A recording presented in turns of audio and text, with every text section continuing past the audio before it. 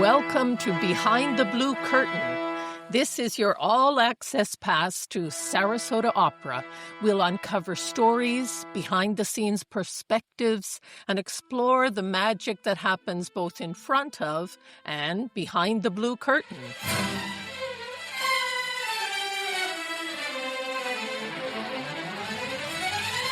So welcome to episode 7 of our podcast series. This is Everything Susannah. Innocence, sin, repentance, hypocrisy, lots of fantastic themes in this opera. It's an incredibly powerful, taut drama that I have a special place in my heart for because it's actually the first opera I directed. When I stopped singing and switched over to directing, I now vicariously was singing all the roles because I got to get into the soul of all of these characters. So I'm really excited to talk about it today. I'm excited to direct it. So now I would love to welcome to the podcast our diva of this opera, Miss Hanna Brammer. Welcome, Hanna. Hi, Martha. Thank you so much for having me. Those of you who are new to Sarasota Opera are in for a treat with Hanna. We have loved having Hanna for many, many productions here over the years. I've had the great pleasure of directing her a few times. Notably to me, I loved her as Michaela in Carmen. And our production of Romeo and Juliet is one of my favorite productions that I've done here at Sarasota Opera. And I certainly credit Hanna's soul and ability to get into the character and be generous with the character's emotion and voice as a big reason for that. So talk to me about your history with this opera. I love this opera so much. It wasn't something I grew up really being aware of. It came into my knowledge later. It's such a emotive piece, and the character Susannah really speaks to me personally. So she's been on my radar ever since I learned about this opera, and I thought, I hope I get to do that role someday. What's the arc of the character you see in Susannah from the beginning of the opera to the end? How does she change? Susannah, I think, has an extremely dramatic transformation that happens in a very short amount of time. The opera takes place over the span of a week, and we see her at the beginning, this lively, joyful, vivacious person who I think just loves life, and not just, the big things about life, but the simplicity and the beauty within the little things. I think there is something so beautiful about her. It's in her spirit, it's in her person. And I think part of the equation that leads people in the town to want to ostracize her, they can't wrap their heads around, why is someone so joyful? And maybe they don't feel that way. And jealousy of that. Yeah, exactly. I think that's one of the things that makes her unique and special. And unfortunately, in this transformation, she goes through a lot of traumatic events. We see her having to grapple with the loss of her faith or even understanding what that means. She goes through a lot. She ends up a completely different person by the end of the show. She definitely is changed by all of that hypocrisy and evil, really, that is directed towards her, right? Just out of jealousy. You talked about it being 5 days, an intense opera. You're in almost every scene. And you have to portray everything from this happy young woman to incredibly intense emotion. How do you find that balance? How do you do that to project what the audience needs to get from you and yet still keep a control of your vocal resources? What I do to prepare a role that is as intense as this emotionally, I build myself almost like a roadmap of emotions throughout the show. And I rehearse experiencing those emotions enough in my private time practicing so that I can replicate it in a way for audiences so that it will appear, as intense as I want it to look without me feeling it that intensely. Crying and or anger, extreme emotions like that on stage can really affect our singing mechanism if we're not careful. What I want is for the audience to feel these feelings. I want to portray something for you to feel. That's why I give myself that roadmap and try to do all of that on my own time. You have to almost find the triggers. Okay, I can't go there. I'm going to start crying. Yes, exactly. I fully expect to be surprised in the process. Well, and as you play off your other characters, right? For our audience, we have 4 women and 4 men who are the elders of the church, who really are the ones who create this horrible situation for Susannah. And they're actually all incredibly lovely people, but they're wonderful actors. You are going to feel incredible tension from them to play off of, which is going to be pretty amazing. I mean, having Lindsay Poulsen as Mrs. McLean, look at you with that. The intensity. Yeah, it will be fantastic. I'm excited. So Phyllis Curtin, the famed soprano who was the first Susannah, said that Floyd's language was very natural to her, and her words were, she found it easy to fall into his music. Do you find that works for your voice? What has this been like, learning this music? I absolutely agree with Phyllis. The way that Floyd has set this text and where he chooses to climax in the music for the soprano voice makes so much sense, and it feels like it fits like a glove. He knows exactly how to place the words in the voice and in a rhythmic way that feels natural. Floyd, as you know, he grew up a minister's son. He grew up in the South, but he wasn't a young woman in the South. And yet I find he has brought her to life so beautifully. Do you feel that she's a real person to you? That's one of the things that drew me to this story and this role in the first place. Was I feel Floyd really understands this person from start to finish, and not only her, but captures the cultural, societal, all of the nuance within the structure of this small town in Appalachia. These towns haven't been influenced by the outside world, and you really get the sense of all of this town gossip and how things work, and you really believe these people. It's extremely organic. I find her whole journey to be believable. It's really extremely easy to act in that sense. It just makes sense. And so from an audience point of view, I think the audience recognizes these people too. Wow, I can't believe I'm watching my neighbor up there, just real people on stage. What do you want your audience to take away from this? I want the audience to come to this opera with no expectations.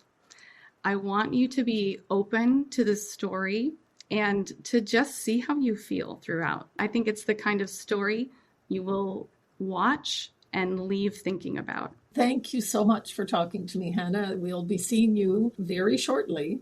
Joining me is Christopher Ray.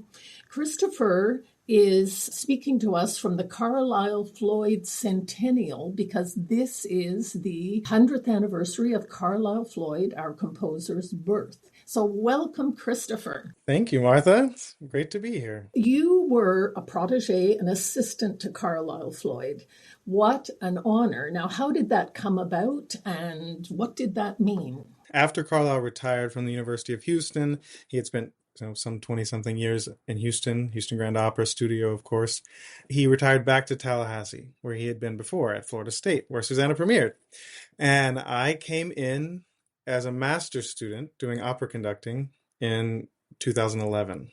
And we were doing a big celebration of Carlisle because he had donated the original manuscripts of Susannah to the school's special collection. So we did a big concert. We met, and my conducting teacher sort of facilitated this, working together with him first as a piano student, because most opera conductors need to keep their piano chops up to work as an assistant starting out. And so Carlisle said, well, I'll teach him. I don't have anything. At this moment, he had time.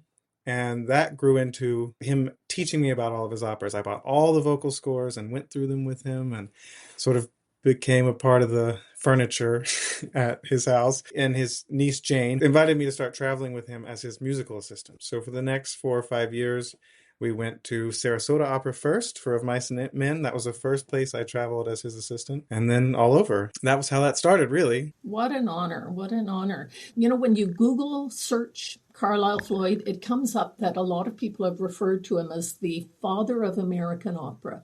Why do you think that is? Well, it's not because he invented American opera. Of course, there were, Barber, Menotti, Copeland were all writing kind of half a generation before him, but he really took it on to create this sort of ecosystem of American opera, very devoted to regional companies. Opera America was founded in Seattle at the premiere of Mice and Men. They gathered a group together and said, we need this professional organization. The early days of the National Endowment for the Opera, he was there, and the Kennedy Center. He was on the committee that selected the awards, the Opera and Theater, Music Theater Awards. And then, of course, with David Gockley in Houston, starting the Houston Grand Opera Studio, now the Butler Studio. So he's always been looking out for that next generation, which then went on to include, of course, Mark Adamo, Jake Heggie, Marco Coyne. Those are just the composers. Of course, there's also conductors, directors, so many singers who trace back to the studio or private study with him. And so he is kind of, or for some of us, more like a grandfather, but father or grandfather of so many people in the industry and organizations. I only met him very briefly, and he seemed incredibly warm and gentlemanly, would be how I would describe him. But that's what everyone says, right? I mean, that was his genuine personality. It truly was. I mean, the Southern gentleman, that's the stereotype, but he was very well dressed, always put together, courteous, polite. And of course, he had his opinions, but he was never cruel or unkind. He always met people where they were. Fantastic. Now, what makes Susannah so special? Well, I think it's its timeless story, which is probably the truth for any opera that endures. The time and setting of it is 1954, 55, but it still works today. You can still set it in any slightly isolated community, and these same types of dynamics are at play. And the story really is timeless in that it's from the Apocrypha. It's a universal story. The false accusation of the innocent person is persecuted by their community, and people in power using their power to persecute innocent people or to hide their own guilt. I think that's something very easy to relate to. We've all felt, I didn't do that, maybe not on this scale, but it's an enduring theme. Yeah, definitely. What's the French saying? As much as everything changes, everything stays the same, right? We keep repeating all our old mistakes. Mm-hmm. Or to go back to the Bible, there's nothing new under the sun. Exactly. So he was very specific in describing Susannah as musical drama. Why was that? He was very into theater, and he actually really loved what Menotti was doing. He was inspired specifically by The Consul and how Menotti's operas were being done on Broadway. In fact, after FSU, they first really tried to get Susannah on Broadway, and they thought that was where it was going to go. It ended up at New York City Opera, but that was sort of a theme going forward. Willie Stark, for example, an opera that premiered in Houston in 1980, 81, he really wanted to be on Broadway, and that it started out as a Broadway plan and then ended up in the Opera House again because he just couldn't deny he has sort of like over-the-top emotions.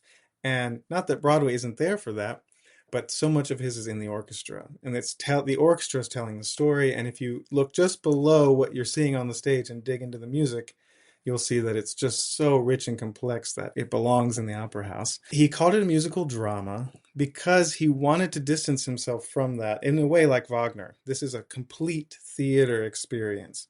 And he really loved the theater. If you look back in the 50s when he was in this formational period, when he went to New York, he didn't go to the opera. He went to Tennessee Williams premieres, and he was going to the theater. He wasn't really going to the opera house. And that's what informed all of this, I think. And to just be that precocious that you say, I can write my own libretto and my opera. I mean, that was really something, I think, that he took that on. I mean, he finished this opera when he was 27. I still think, like, what was I doing when I was 27? not writing a masterpiece. His use of sort of reminiscence motifs. Just so our audience understands, that's a musical theme, a recurring melody. Like a tune. I think he would have said he worked most in what we would call like a reminiscence motif, things that remind you of something that happened. So he plays this music early in the opera, and then later he plays it again, and you sort of subconsciously remember that. And Puccini did that a lot, almost every opera. It's the beginning and the end kind of thing. But he also dabbled in the leitmotif. So you can start to listen out. Say at the beginning of Susannah, Mrs. McLean is talking about, oh, this preacher is coming. And in the orchestra, someone's playing Blitch's tune. Things like this are all throughout little nuggets, and you have to kind of listen for them, but it can really keep the audience's interest. But now, speaking of the music, there's this combination of folk melodies and hymns, and you really feel you're in the Appalachian Mountains, combined with this powerful operatic theatrical music. He really wrote what he knew. One of the little miracles of this is that most of it isn't actually a folk tune or a hymn. He wrote things that sounded just like what a hymn is like. Because it's so seamless, because he does such a masterful job of making you feel you're in the mountains of Tennessee, the blending of all of these different styles, as it were, just seems so organic. Agreed. And he'll do these sort of nature sounds and things they're not a literal depiction of a bird or water or something like that, but somehow it gives you this sense that this is water, or this is the morning, this is the sunset, kind of things that it almost paints a picture. He was a student of Verdi. Something he took away from that, maybe the main thing he took away from that, was the idea of the tinta, the color of a scene, that every scene had to have a feel from the start. And he's very good at it. He learned well from Verdi that anytime the curtain opens or the scene shifts, you automatically get a feeling of what that scene is. I love it. Oh my God, I could talk to you for hours. Thank you so much for being here. Thank you so much for lending your expertise, not only expertise, but how wonderful that you really are passing on his legacy. Thank you. That's a big goal for this whole centennial. Not that it's one big year we celebrate. People will be able to enjoy his music as he would have wished forever. Thank you all for joining. I thank my guests, Christopher Ray and Hanna Brammer. So Susannah opens March 14th for 6 performances. We'll see you at the opera.